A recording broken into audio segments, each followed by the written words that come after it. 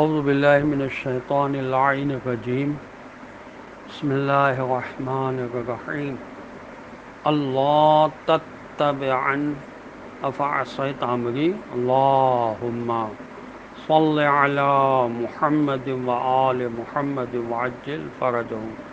سلام علیکم ورحمۃ اللہ وبرکاتہ۔ اللہ تبارک و تعالیٰ کا شکر ہے کہ میں نے سورہ طٰہٰ جو قرآن مجید کا 20 نمبر کا سورہ ہے اس کی آیت نمبر 93 کی تلاوت کا شرف حاصل کیا، جس کا ترجمہ یہ ہے کہ تو میری پیروی کرنے سے آپ کو کس چیز نے روکا؟ کیا آپ نے میرے حکم کی نافرمانی کی؟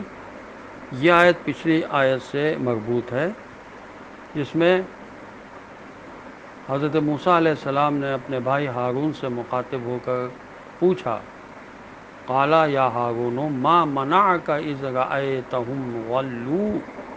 موسیٰ علیہ السلام نے اپنے بھائی ہارون سے کہا، اے ہارون، جب آپ دیکھ رہے تھے کہ یہ لوگ گمراہ ہو گئے ہیں تو آپ کو میری بات پر عمل کرنے سے کس چیز نے روکا تھا کہ آپ نے میرے حکم کی نافرمانی کی؟ اصل میں حضرت موسیٰ علیہ السلام جب کوہ طور سے واپس آ گئے تو حضرت ہارون علیہ السلام کو ملامت کی اور قوم کی گمراہی کا انہی کو ذمہ دار ٹھہرایا، چونکہ جاتے ہوئے حضرت موسیٰ علیہ السلام نصیحت کر کے گئے تھے کہ اصلاح کیجیے گا میری قوم کی اور مفسدوں کے راستے کو آپ خود اختیار نہ کیجیے گا۔ تو اب اصلاح کی انہوں نے کوشش تو کی، لیکن جو مفسد تھے وہ تیار ہی نہیں تھے راستے پر آنے کے لیے۔ انہوں نے گوشالہ کو دیکھ کر گوشالہ پرستی شروع کر دی۔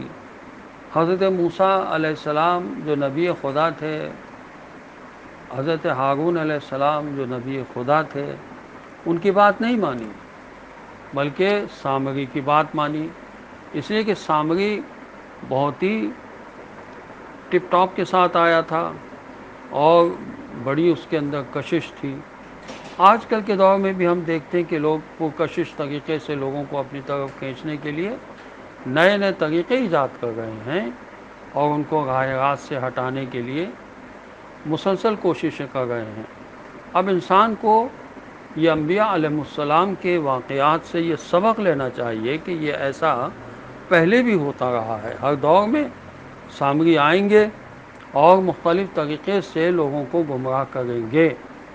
آج کے دور کے سامریوں کو بھی ہمیں پہچان لینا چاہیے ہے کہ یہ سامری جو MI6 کے افراد ہیں اور مددگار ہیں، یہ کس طرح سے قوم کو بہکا رہے ہیں، کس طریقے سے لوگوں کی توجہ اپنی طرف مبذول کرا رہے ہیں۔ لیکن جن کے عقائد ہیں وہی، جن کے عقائد کمزور ہیں وہی ان کی بات مانتے ہیں۔ جن کے الحمدللہ عقائد مضبوط ہیں وہ سب باتیں سمجھتے ہیں اور ان کی بات کو قابل اعتنا نہیں سمجھتے۔ خدا ہمیں توفیق عطا فرمائے کہ ہم اپنے عقائد کو مضبوط کریں۔ ہمارے عقائد اگر مضبوط ہوں گے تو ہم کسی گمراہ کرنے والے کی گمراہی کو نہیں مانیں گے اور اس کے پیچھے نہیں چلیں گے۔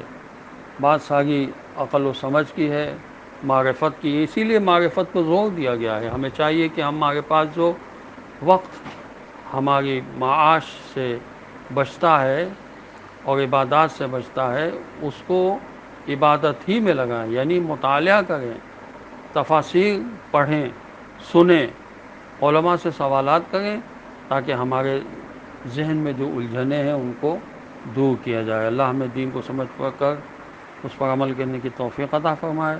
السلام علیکم ورحمۃ اللہ وبرکاتہ۔